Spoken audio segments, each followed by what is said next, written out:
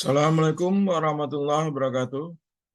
Mahasiswa sekalian, kembali malam ini kita berjumpa dalam pembelajaran kita pengantar ekonomi. Kita masuk ke session ekonomi makro. Kali ini kita belajar pada materi tentang uang, inflasi, dan perekonomian terbuka. Adapun PowerPoint telah saya share di e-learning e-learning Pancabudi.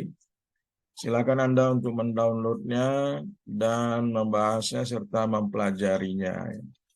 Saya juga sudah buka forum diskusi tanya jawab apabila Anda ada yang belum jelas, belum paham atas materi tersebut. Sedangkan video ini adalah sekedar membantu Anda tentang pelajaran singkatnya pengertian-pengertian uang, apa yang dimaksud inflasi dan perekonomian terbuka.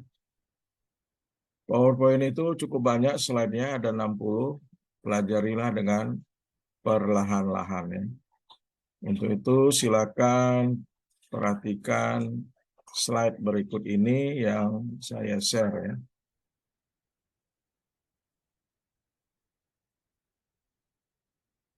Jadi kita hari ini berbicara tentang uang ya, tentang uang, inflasi, dan perekonomian terbuka ya.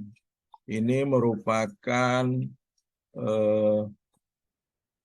kegiatan suatu negara ya, kegiatan suatu negara di dalam membuat ekonominya baik dan benar ya, sesuai dengan keinginan pemerintah dan juga keinginan rakyat.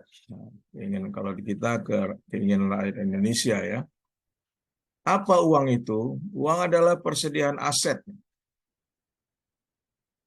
Jadi uang itu bisa juga sebagai persediaan asetnya. Sedangkan uang juga bisa digunakan untuk transaksi jual beli ya. Transaksi jual beli, dan juga bisa diasumsikan sebagai salah satu jenis kekayaan kita ya. Jadi ada uang itu bisa untuk persediaan aset dan digunakan untuk transaksi jual beli dan juga merupakan salah satu jenis kekayaan. Inflasi terjadi adalah karena kenaikan tingkat harga rata-rata ya. Jadi setelah dihitung misalnya inflasi itu 1 digit ya. Jadi untuk negara sedang berkembang seperti kita ya, batas inflasi yang dianggap normal itu adalah di bawah 2 digit ya. Jadi 9, 8 ya. Tetapi kalau sudah di atas harga rata-rata, misalnya 10, 11, 12, maka itu dianggap inflasi sebesar selisihnya. Sehingga apabila terjadi inflasi, maka Menteri Keuangan atau Bank Indonesia, ya, Gubernur Bank Indonesia akan membuat kebijakan dalam rangka menetralisir, ya. Terutama kalau Gubernur Bank Indonesia adalah membuat kebijakan peredaran uang ya. Sedangkan Menteri Keuangan mungkin dari segi tarif, pajak, dan biaya masuk dan sebagainya ya. Jadi inflasi adalah kenaikan tingkat harga rata-rata, dan harga adalah tingkatan di mana uang ditukarkan sebagai barang dan jasa. Fungsi uang adalah untuk sebagai penyimpan nilai ya, sebagai unit hitung dan media pertukaran. Kemudahan uang dikonversi menjadi sesuatu lain ya, maka itu disebut dengan likuiditas ya. Jadi uang dibelikan mobil, maka mobil itu disebut likuiditas uang, disebut likuiditas uang karena sudah bertukar nilainya atau bentuknya dari uang kertas atau uang yang kita punya menjadi satu unit mobil. Jadi kita sudah mempunyai aset sebesar uang yang kita keluarkan berubah menjadi satu unit mobil. Penggunaan uang meningkatkan efisiensi. Uang adalah alat yang dengannya kita mengukur transaksi ekonomi. Tampaknya kita terpaksa harus melakukan barter ya. Kalau tidak ada uang maka kita kembali ke zaman dahulu, barter. Jadi ada beras dibarter dengan ikan ya. Tetapi dalam hal ini tidak semua keinginan berdua itu yang saling bertukar itu sama ya. Misalnya si A dia menginginkan ikan dan si B menginginkan beras, ya mungkin itu bisa ketemu untuk barter. Tapi kalau berbeda keinginannya, maka proses barter itu tidak ketemu. Maka uang merupakan alat untuk meningkatkan efisiensi. Jenis-jenis uang ada namanya fiat money atau uang atas tunjuk. Ini biasanya tidak mempunyai nilai intrinsiknya atau tidak mempunyai nilai angka yang jelas ya, atau tidak bisa dinilai ya. Ada yang uang merupakan komoditas ya, uang komoditas. Jika orang menggunakan emas sebagai uang, maka perekonomian itu dikatakan berstandar emas atau gold standar ya. Cerita uang ini adalah bahwa pada masa yang lalu pemerintah dapat terlibat dalam sistem moneter untuk dapat membantu rakyat mengurangi biaya transaksi. Menggunakan emas sebagai mata uang adalah sangat mahal karena kemurnian beratnya harus diverifikasi, juga koinnya lebih banyak dikenal daripada batangan emas. Jadi semula pemerintah menerima tabungan ya dari publik atau rakyat yang ditukar kemudian dengan sertifikat emas. Ya. Karena kalau membawa emas kemana-mana beratnya minta ampun dan bisa menjadi ajang perampok ya, mencuri di sepanjang jalan ya, penyamun dan sebagainya. Lalu pemerintah mengganti, artinya emas yang dipunyai rakyat itu ditukarkan di suatu tempat sehingga tempat tersebut lalu mengeluarkan sertifikat emas. Jadi yang dibawa oleh rakyat atau pedagang adalah lembar-lembar kertas. Itu bisa ditukarkan setara dengan emas yang disimpan di tempat penyimpanan emas tadi. Ya. Jadi mata uang itu berharga sama dengan emas itu sendiri. Ya. Jadi lebih mudah membawa kertas daripada membawa emas. Hasil akhirnya adalah karena tak ada yang meminta emas lagi, artinya mereka sudah tidak peduli lagi dengan emas yang disimpannya, maka uang kertas itulah atau sertifikat kertas itulah yang diperjualbelikan. Beli barang ditukar dengan dibayar dengan sertifikat emas itu. Jadi mereka tidak berpikir lagi akan mengambil emasnya. Sehingga jadilah sampai sekarang maka uang yang berstandar emas itu berubah menjadi uang kertas yang kita lihat sampai sekarang. Itulah sejarah daripada uang ya, uang kertas ya, uang kertas. Semula itu emas ya. Yang harus diperhatikan oleh pemerintah adalah peredaran uang. Ya. Jadi uang itu harus pas, jangan berkurang di pasaran dan juga jangan berlebih. Ya. Sehingga pemerintah atau gubernur Bank Indonesia atau Bank Indonesia akan selalu memantau peredaran uang.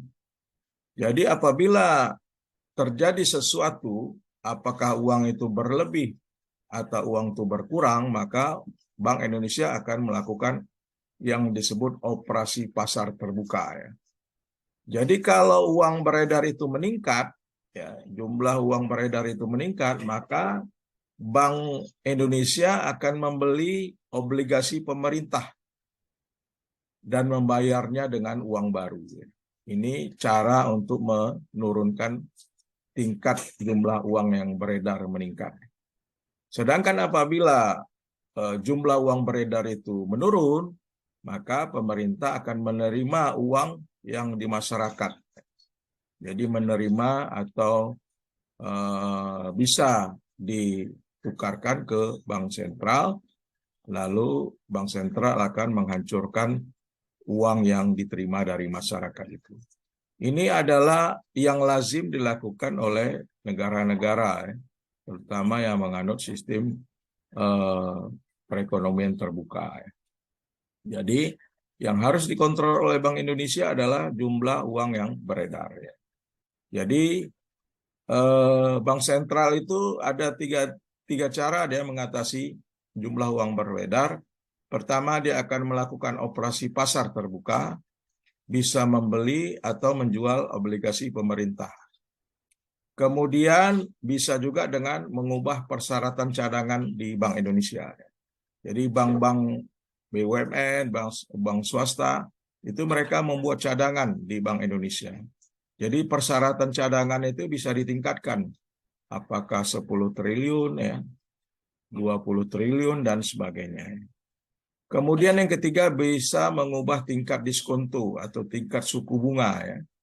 Jadi ini adalah tiga cara Bank Indonesia untuk mengendalikan jumlah uang yang beredar. Teori kuantitas uang itu adalah M dikali V sama dengan P kali T. Value ya. Jadi money atau uang dikali perputaran, perputaran, lalu sama dengan harga dikali transaksi. Jadi uang dikali perputaran, berapa perputarannya itu sampai kira-kira sampai ke kita ya. Misalnya kita membeli sabun ke toko, lalu toko nanti beli lagi, berputar uang itu, diasumsikan berputar berapa kali. Itu sama dengan harga dikali jumlah transaksi. Jadi itulah rumus teori kuantitas uang. Dan ini udah menjadi teori yang baku. Kemudian selanjutnya adalah kita bicara tentang inflasi ya, inflasi ya. Tadi uang saya pikir sudah paham ya. Nanti silakan baca-baca slide yang ada telah saya share ya. Kemudian kan ada beberapa pakar, beberapa pengamat politik, udah cetak uang aja. Pikirnya gampang ya, mencetak uang itu gampang, tetapi apa akibatnya? Akibatnya akan terjadi inflasi ya. Terlalu banyak uang yang beredar di pasarannya. Jadi mencetak uang itu akan menerbitkan pajak inflasi ya. Jadi ini sangat dibatasi oleh pemerintah. Jadi mencetak uang itu sekedar menambah atau mengganti ya, uang yang telah dihancurkan di pasarannya. Jadi uang yang rusak-rusak, ya, uang yang telah hancur itu sudah dihitung, maka pemerintah akan mencetak uang sebanyak uang yang telah dihancurkannya. Agar apa? Agar perekonomian itu tetap bisa berjalan. Jadi inflasi tadi sudah saya jelaskan adalah apabila terjadi kenaikan harga ya, kenaikan harga di pasaran ya, harga beras kayak atau apa ya, yang bahan kebutuhan masyarakat itu meningkat, maka sangat diperlukan untuk mengerem laju inflasi itu dengan cara Bank Indonesia melakukan operasi pasar terbuka. Ini adalah yang disebut hiperinflasi ya. Mudah-mudahan kita di tahun 2023 tidak mengalaminya ya. Apa itu hiperinflasi? Yang didefinisikan sebagai inflasi yang melebihi 50% per bulan atau lebih dari 1% per hari ya. Jadi ini yang dijaga oleh pemerintah agar jangan terjadi hiperinflasi. Karena cara memulihkannya itu sangat susah sekali. Baik, kita lanjut dengan perekonomian terbuka ya. Jadi perekonomian terbuka ini dasarnya adalah perdagangan internasional ya. Perdagangan internasional antara satu negara dengan negara lain ya. Ekspor impor ya. Jadi Ketika perekonomian disebut terbuka, berarti pengeluaran negara tiap tahun tertentu tidak sama dengan output barang dan jasanya. Suatu negara bisa melakukan pengeluaran lebih banyak ketimbang produksinya dengan meminjam dari luar negeri, atau bisa melakukan pengeluaran lebih kecil dari produksinya dan memberi pinjaman kepada negara lain. Jadi ekspor impor ini ya, kategori apabila suatu negara mengadakan ekspor impor, berarti suatu negara itu sudah bisa dikategorikan negara terbuka ya. Jadi jika ekspor lebih besar daripada impor disebut surplus perdagangan, sedangkan kalau impornya lebih besar daripada ekspor maka disebut defisit perdagangan. Tapi lebih bagus menganut paham perdagangan seimbang ya. Tapi yang paling baik adalah surplus ya, surplus. Ilustrasi daripada neraca perdagangan bilateral ya, misalnya ya, Amerika Serikat dan Cina. Jika Amerika Serikat membeli sepasang sepatu dari Cina seharga $300, tapi juga dia menjual jeans ke Cina seharga $300 ya. Maka untuk kondisi perdagangan bilateral itu disebut dengan defisit perdagangan berimbang ya, karena seimbang deh ya kan antara ekspor dan impornya sama-sama 300 ya. Kecuali Amerika membeli sepasang sepatu dari Cina 500, sedangkan menjual jeans ke Cina 300, maka Amerika disebut dengan surplus perdagangannya. Artinya ekspornya lebih besar daripada impornya. Kira-kira demikianlah penjelasan saya tentang perekonomian terbuka ya. Jadi perekonomian terbuka itu bisa juga diadakan secara bilateral, bisa secara multilateral atau dengan banyak negara ya. Sedangkan ini perhitungan kurva-kurva yang saya sajikan, Anda silakanlah untuk mempelajarinya ya di PowerPoint ini. Mudah-mudahan Anda paham ya. Kalau tidak paham silakan ajukan pertanyaan di grup kita di e-learning di forum diskusi tanya jawab.